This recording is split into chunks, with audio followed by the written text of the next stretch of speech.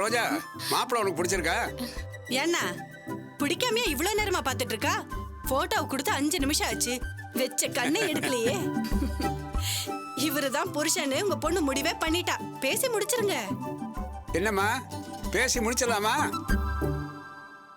அம்மாடி, வெக்கப்படுறத பார்த்தா அடுத்த முகூர்த்தத்திலே கல்யாணம் பண்ணி வைக்க சொல்லுவ போல இருக்கே. அத்தை, நான் பிடிச்சிருக்குன்னு சொல்லவே இல்ல. நீங்களும் தான் ஏதோ பேசிட்டு இருக்கீங்க. அப்படின்னா மாப்பிள்ளை உனக்கு பிடிக்கலையா? பிடிக்காம இவ்வளவு நேரம் பாத்துட்டு இருந்த? நான் எங்க பார்த்தேன், என் ஃப்ரெண்ட்ஸ் எல்லாம் பாக்குறாங்களேன்னு அவங்களுக்கு தான் காமிச்சிட்டு இருந்தேன். ஓஹோ, அப்ப உனக்கு பிடிக்கல. அண்ணா, ரோஜாக்கு மாப்பிள்ளை பிடிக்கலையா? வேற பையனை பாருங்க. ஐயோ அத்தை, நான் பிடிக்கலன்னு சொன்னேனா? என்னடி மாத்தி மாத்தி பேசிக்கிட்டு இருக்க? பிடிச்சிருக்கு இல்லன்னு தேங்காய் உடைச்ச மாதிரி பளிச்சுன்னு சொல்லு.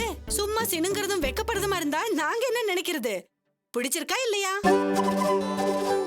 ஏம்மா, அவதான் கூச்சப்படுறாள், விட்டுருமா அவளை. ஏய், இங்க பாரு, நீ பிடிச்சிருக்குன்னு வாயை திறந்து சொன்னாதான் நாங்க மேற்கொண்டு பேசுவோம். ஏன் சாந்தி, திடீர்னு ஒரு போட்டோவை காட்டி பிடிச்சிருக்கான்னு கேட்டா அவ என்ன சொல்லுவா? அவளே சின்ன பொண்ணு, அவளுக்கு வெக்கமா இருக்காதா? என் பொண்ண சூதுவாது தெரியாம வளர்த்திருக்க. அவ ஒரு அப்பாவி வாய் செத்த பொண்ணு. அவ மனச புரிஞ்சுகிட்டு நாம தானே செய்யணும். கண்டிப்பா செய்யணும். ஆனா இவ வாய் சத்த பொண்ணு அப்பாவின்னு மட்டும் சொல்லாதீங்க. என் மருமக ரொம்ப விவரமானவ. கல்யாணத்துக்கு அப்புறம் பாருங்க, புருஷன் குடுமி இவ கையில தான் இருக்கும். அத்த, இவ பாக்கதான் அப்பாவி மாதிரி இருப்பா, ஆனா ரொம்ப விவரமான ஆளு. இவ யாருக்கும் அடங்கவே மாட்டா, எல்லாரையும் அதிகாரம் பண்ணிட்டே இருப்பா, நான் ஸ்டப்பா பேசிட்டே இருப்பா. ஃப்ரெண்ட்ஸ் எங்களையும் மிரட்டி வச்சிருக்கானா பாத்துக்கோங்களேன். ஏய், என்னங்கடி நீங்க? நீங்களும் அத்தை கூட சேர்ந்து என்ன கேலி பண்றீங்களா? ஏய், அத்தை கேட்டாங்கன்னு தானடி சொன்னேன். சொன்ன வரைக்கும் ரொம்ப சந்தோஷம். ஏய், நீ முதல்ல வீட்டுக்கு கிளம்பு. ஏய், நீயும் கிளம்புடி. ஏன் ரோஜா, உன்ன பாக்க தானே அவங்க 2 பேரும் வந்திருக்காங்க. நீ ஏன் அவங்கள வீட்டுக்கு போன்னு சொல்ற? என்ன பாக்க வந்துட்டு என்னையா கிண்டல் பண்றாங்கம்மா? கொழுப்பு தானே? இன்னும் ஏண்டி நின்னுட்டு இருக்கீங்க? சொன்னது புரியல? கிளம்புங்க. சரிடி, கோவப்படாத. வரோம்மா, வரோம். ஏய், கொஞ்சம் இருமா. இவ இவ்வளவு தூரம் கோவப்படுறானா? விஷயம் ஏதோ இருக்கு. சொல்லு, மாப்பிள்ளை பத்தி ஏதோ சொன்னாளா? ஏய், எதையாவது சொல்லி என் மானத்தை வாங்காதடி. ஏய் ரோஜா, பேசாம இரு. இல்ல நீ சொல்லுமா, மாப்பிள்ளை பத்தி என்ன சொன்னா? அது ஏன் கேக்குறீங்க? போட்டோ வர்றதுக்கு முன்னாடியே மாப்பிள்ளை எப்படி இருப்பாருன்னு கேட்டு எங்களை ஒரு வழி பண்ணிட்டா. ஓஹோ, அந்த அளவுக்கு ஆர்வமா? அப்படின்னு கேட்டா? மாப்பிள்ளை சிவப்பா இருப்பாரா, கருப்பா இருப்பாரா, கோவப்படுவாரா, என் பேச்சை கேட்டு என் இஷ்டப்படி நடந்துப்பாரான்னு கேள்வி மேல கேள்வி கேட்டு உண்டு இல்லன்னு பண்ணிட்டா. மாப்பிள்ளைய பத்தி எங்களுக்கு என்ன தெரியும்? அவரை பத்தி ஏதாவது சொன்னாதான் ஆச்சுன்னு எங்களை ஒரு வழி பண்ணிட்டா. சரி, இதுக்கு மேல இங்க இருந்தா எங்களை ஏதாவது சொல்லிட்டே இருப்பா. நாங்க கிளம்புறோம், வரோம். புருஷன் கைக்கு அடக்கமா இருப்பாரான்னு இப்பவே யோசிக்கிறேன். பொண்ணு எப்படி விவரமா இருக்கான்னு பாத்தீங்கல்ல? மாப்பிள்ளை பத்தி இவ்வளவு தூரம் விசாரிச்சுட்டு ஒண்ணுமே தெரியாத மாதிரி கமக்கமா இருக்கா. ரொம்ப அழுத்தமான ஆளுடி நீ. இனிமே உன் புருஷன் பாடு ரொம்ப கஷ்டம்தான். அத்தை, நீங்க பேசுறது ரொம்ப அநியாயம். நான் என்ன அழுத்தக்காரியா? என்ன பார்த்தா அப்படியா தெரியுது? நான் யாரையும் கஷ்டப்படுத்த மாட்டேன், தெரிஞ்சுக்கோங்க. என்னம்மா இது? அத்தை உன் மேல இருக்கிற உரிமையில பாசத்தோட கிண்டல் பண்றாங்க, அத போய் பெருசா எடுத்துக்கிறியம்மா. எல்லாத்துக்கும் ஒரு அளவு இருக்குப்பா. ரொம்ப விவரமானவ அழுத்தக்காரி கைக்குள்ள போட்டுக்குவான்னு பேசுறாங்க. ஏய் தொட்டாச்சிரிங்கி, பொண்ணுன்னா அப்படி இருந்தா தாண்டி எங்களுக்கு சந்தோஷம். உன்னை நினைச்சு பெருமையா தாண்டி பேசிக்கிட்டு இருக்கேன். இதுக்கு போய் கோச்சுக்கிட்ட எப்படி? நீங்க ஒன்னும் பெருமையா பேசல, என்ன அடங்காத பொண்ணுன்னு முடிவு பண்ணி தான் பேசுறீங்க. ஏ கண்ணு, நான் போய் அப்படி எல்லாம் நினைப்பனா? நீ என் செல்லடி. நீ அதிகாரமா இருந்தாதான் எங்களுக்கு சந்தோஷம். என் மருமக கெட்டிக்காரின்னு சொல்லி அத்தைங்கிற உரிமையில நான் சந்தோஷப்படுறேன். இதுக்கு போய் ஏண்டி கோச்சுக்கிற? இதுக்கே இப்படின்னா கல்யாணம் நெருங்க நெருங்க ஒருத்தி விடாம உன்னை கிண்டல் பண்ண போறாங்க. அப்ப என்ன பண்ணுவ? சொல்றதெல்லாம் சொல்லிட்டு இப்ப சமாதானப்படுத்துறீங்களா? போங்க, நான் உங்ககிட்ட பேசவே மாட்டேன். பாரு சாந்தி, எப்படி குழந்தை மாதிரி நடந்துக்கிறான்னு. இப்பவே இப்படின்னா புகுந்த வீட்டுக்கு போய் என்னதான் பண்ண போறாளோ தெரியல. அதெல்லாம் விவரமா பொழைச்சுக்குவா. அவளை பத்தி நீங்க கவலைப்படாதீங்க. நீ அண்ணா, மாப்பிள்ளை வீட்டுக்காரங்க எப்ப வர போறாங்கன்னு விசாரிச்சீங்களா? மாப்பிள்ளையோட அண்ணன் கிட்ட போன்ல பேசிட்டோமா. இன்னும் 2 நாள்ல வரேன் இருக்காங்கம்மா. அதுக்கான ஏற்பாடெல்லாம் பண்ணிட்டீங்களா? இனிமேதாம்மா பண்ணணும். சீக்கிரம் சட்டு புட்டுன்னு எல்லாத்தையும் பண்ணுங்க. கடைசி நேரத்துல கால்ல தண்ணி ஊத்திக்கிட்டு அலையாதீங்க. செல்லமா வளர்ந்த பொண்ணு நல்லபடியா கல்யாணம் பண்ணி கொடுக்கணும். என்ன? அதெல்லாம் பண்ணிடலாமா. முதல்ல வா சாப்பிடுவோம். வாமா. சரிண்ணா. நீதானே எந்தன் பொன் வசந்தம். என்னங்க பாட்டு கேட்டுட்டு இருக்கீங்களா? பிடிச்சிருக்கா? நல்லா இருக்க. ஏய், ஒரு நிமிஷம் வா, உட்காரு. இல்லைங்க, நான் படிக்கணும். அப்புறம் படிச்சுக்கலாம், நீ முதல்ல வந்து உட்காரு. புக்க கொடு, வைங்க. ஏன் பொண்டாட்டி இப்படி இருக்கிற? புருஷன் பொண்டாட்டி தனியா இருக்கிறப்ப இப்படி ஒரு சுச்சுவேஷன்ல இப்படி ஒரு ரொமான்டிக்கான பாட்டு கேட்கற மாதிரி இருக்க சந்தோஷம் வேற எதுலயுமே கிடையாது. இதை கேட்டுட்டு நீயும் ரொமான்டிக்கா ஃபீல் பண்ணணும்னு பார்த்தா படிக்கணும்னு சொல்ற? பாட்டு நல்லா தான் இருக்கு. மத்தபடி நீங்க சொல்ற மாதிரி எனக்கு ஃபீல்லாம் இல்ல. ஐயோ கடவுளே. பொண்ணை கல்யாணம் பண்ணதுக்கு பேசாம புதுசா ஒரு பொண்ணை பார்த்து கல்யாணம் பண்ணியிருந்திருக்கலாம். சரியான ஜடமா இருக்கிறிய. அதான் ஜடம்னு தெரியுதுல, அப்புறம் ஏன் வழியறீங்க? என்னவோ தெரியல குட்டிமா, இந்த பாட்டை கேட்கறப்பெல்லாம் எனக்கு உன் ஞாபகம் தான் வருது. ப்ராமிஸா? இந்த பாட்டுன்னு இல்ல, தென்றல், நீலவானம், பூ, நதின்னு இப்படி எந்த வார்த்தை கேட்டாலும் எனக்கு உன் ஞாபகம் தான் வருது. உனக்காகவே ஏதி மியூசிக் கம்போஸ் பண்ண மாதிரி அப்படி ஒரு ஃபீல். எனக்கு எந்த பாட்டு கேட்டாலும் உன் ஞாபகம் தான் வருது. உனக்கு எப்படி குட்டிமா? எந்த பாட்டு கேட்டா என்ன ஞாபகம் வரும்?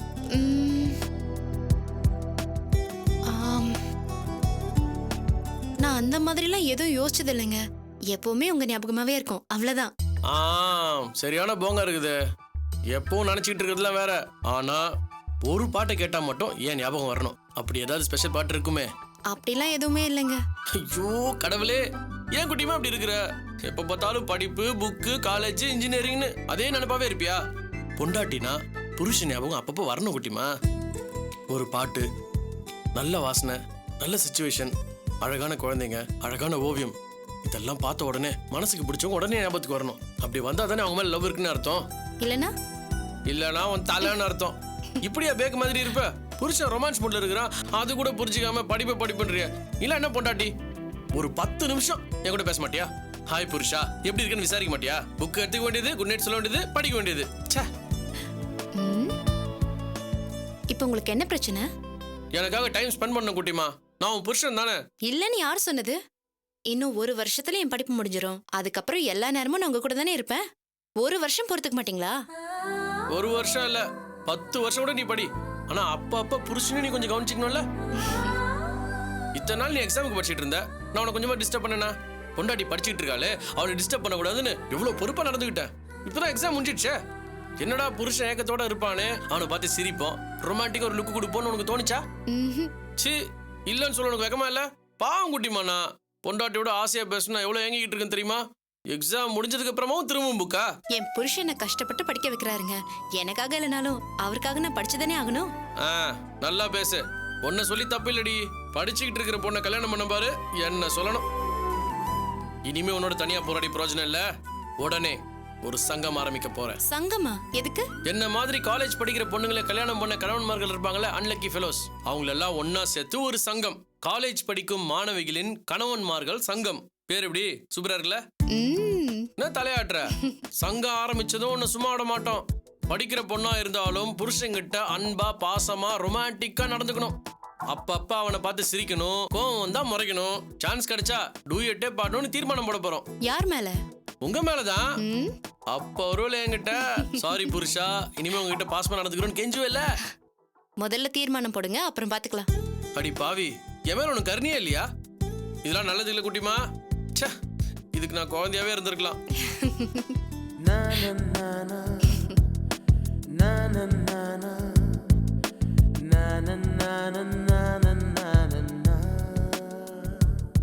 ஏங்க நீ ஒண்ணு ஏங்கலாம் வேணாம், புக்கு தான் இருக்குல்ல, போய் படிப்போ.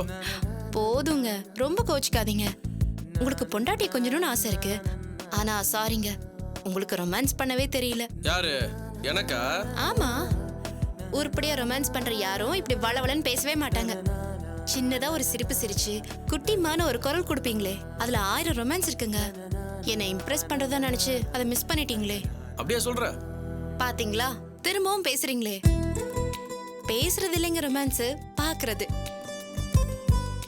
நீங்க பாட்டு போட்டதுமே நான் உங்களை திரும்பி பார்த்தனே, அப்பவே அது உங்களுக்கு தெரிஞ்சிருக்கணும். நீங்க மிஸ் பண்ணிட்டீங்க. ஆசையா என் பக்கத்துல வந்து உட்கார குட்டிமானா, நான் எல்லாத்தையும் தூக்கி போட்டு வந்து உட்கார போறேன். இதுக்கு போய் ஏன் இவ்வளவு ஃபீல் பண்றீங்க? குட்டிமா உங்க செல்லங்க, உங்களை புரிஞ்சுக்காமலா? பரவாயில்ல குட்டிமா, பெரிய ஆள் தான் நீ. எனக்கே கிளாஸ் எடுக்கிற அளவு வந்துட்ட. ஐயாவோட சேர்ந்து உனக்கு ரொமான்ஸ் அப்படியே பத்திக்கிச்சோ. ஐயோ, நீ கொடுத்த சிக்னல் புரிஞ்சுக்காம போயிட்டேன் குட்டிமா. உன அப்படியே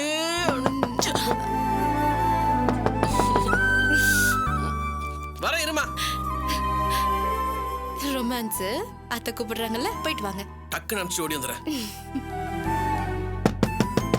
ஐயோ என்ன அவனே நீ இந்த நேரத்துல? சாரிண்ணா, உங்களை டிஸ்டர்ப் பண்ண வேண்டாம்னு தான் பார்த்தேன். ஆனா இவன் தூங்க விடாம பண்றானா? ஏன் சார் தான் நேரத்துக்கு தூங்கி இருப்பாரு. எங்கண்ணா, நான் வேற மாத்திரை போட்டுக்கிட்டேன், எனக்கு ஒரே தூக்கமா வருது. இவன் இப்பதான் ஆக்டிவா விளையாடிட்டு இருக்கான். அம்மா கிட்ட விடலான்னு போனா போக மாட்டேங்கிறானா, கத்துறான். இவனை கொஞ்சம் தட்டி தூங்க வைக்கிறீங்களா? ப்ளீஸ்ண்ணா, கொஞ்ச நேரம் தட்டி கொடுத்து விளையாட்டு காட்டினா தூங்கிடுவான். என்கிட்ட கொடுங்க, நான் தூங்க வைக்கிறேன். ஹலோ, ஒழுங்கா படிக்கிறாரு இதுல, நீங்க அதை போய் பாருங்க. ஏன் மருமகனை நானே தட்டி தூங்க வைக்கிறேன். வாடா வாடா வாடா. ராத்திரி ஃபுல்லா தூங்காம கொட்டை அடிச்சுக்கிட்டு அம்மா டிஸ்டர்ப் பண்றீங்களா? நம்ம விளையாடலாமா இல்ல தூங்கலாமா? நீ போய் தூங்கல, அவனே நான் பாத்துக்கிறேன். தேங்க்ஸ்ண்ணா. வாங்க சார் வாங்க. இன்னைக்கு மாமாவோட தான் தூங்க போறீங்களா? அடாடாடாடாடா, இந்த ரூம்லயே தூங்க வச்சிடலாமா உங்கள? இந்த ஒரு நிமிஷம் பொடி. வாங்க வாங்க வாங்க தங்கம். இன்னைக்கு உங்களுக்கு நிறைய கதை சொல்ல போறேன்னா நானு. மாமா உனக்கு ஒரு புது கதை சொல்ல போறேன்னா, அந்த கதையை கேட்டுட்டு நீங்க அப்படியே தூங்கிடுவீங்களாம். சரியா? ஒரு ஊர்ல குட்டிமான்னு ஒரு குட்டிமா இருந்தாங்களாம். அந்த குட்டிமாக்கு பேரு துளசியா. அவங்க நிறைய படிப்பாங்களாம். அதனால அவங்கள படிக்க விட்டு டிஸ்டர்ப் பண்ணாம நம்ம அப்படியே கண்ணை மட்டும் தூங்கிடலாமா? ஏன் தங்கம், என்ன நீ தூங்காம கொட்ட கொட்ட மூச்சிட்டு இருக்கிற? சரி சரி, மாமா உனக்காக ஒரு நல்ல பாட்டா பாடி தூங்க வச்சுட்டுமா?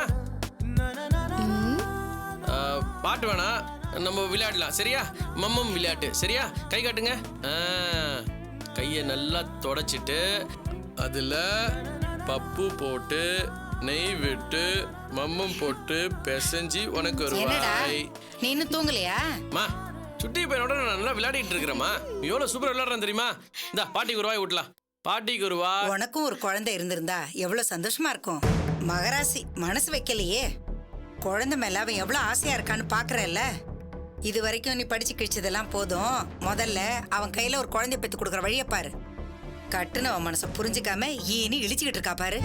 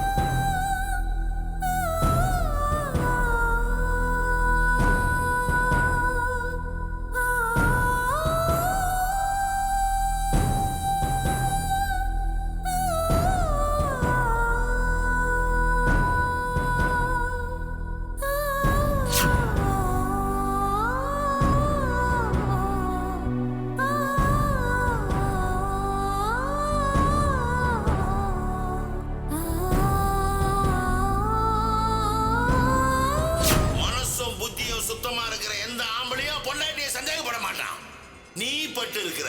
ஏன்னா உனக்கு எண்ணமும் சரியில்லை, புத்தியும் சரியில்லை. உன் அப்பா காலில் விழுந்து கெஞ்சாத குறையா கேட்டதுனால தான் நான் பொண்ணை கொடுத்தேன். அந்த நன்றி கொஞ்சம் கூட இல்லாம இவ்வளவு போய் சந்தேகப்படுறீங்க. உன்னை மிருகம்னு சொன்னா அந்த மிருகத்துக்கே கேவலனா?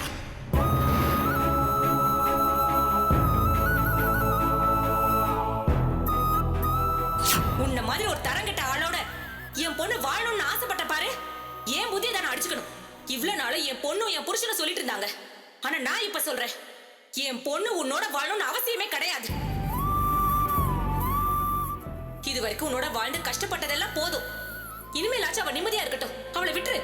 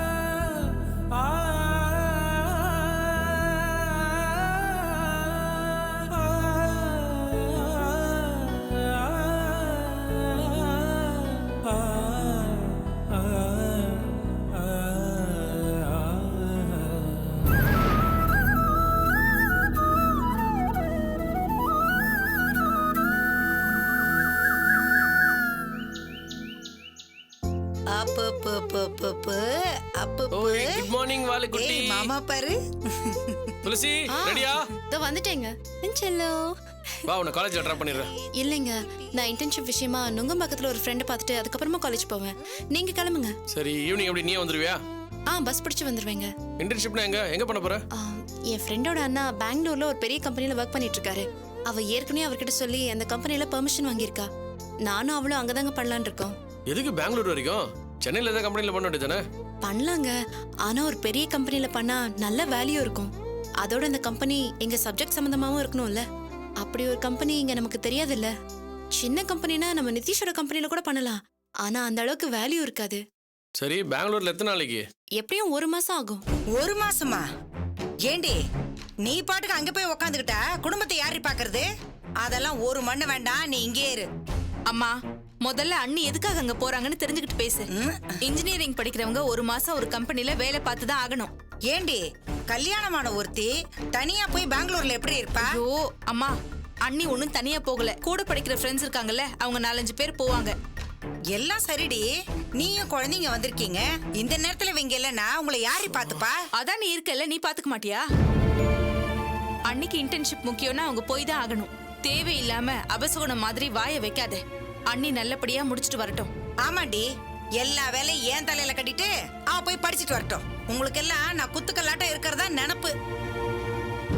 ஏண்டா நானே உடம்பு முடியாம இருக்கேன்ல, 1 மாசம் இவளை அங்க அனுப்பிட்டேன்னா நான் ஒண்டிய எப்படி சமாளிப்பேன்? என்னதான் இவ படிக்கிறவளா இருக்கட்டும், அதுக்காக வயசானவளை எப்படி அம்சம் பண்ணுவீங்க?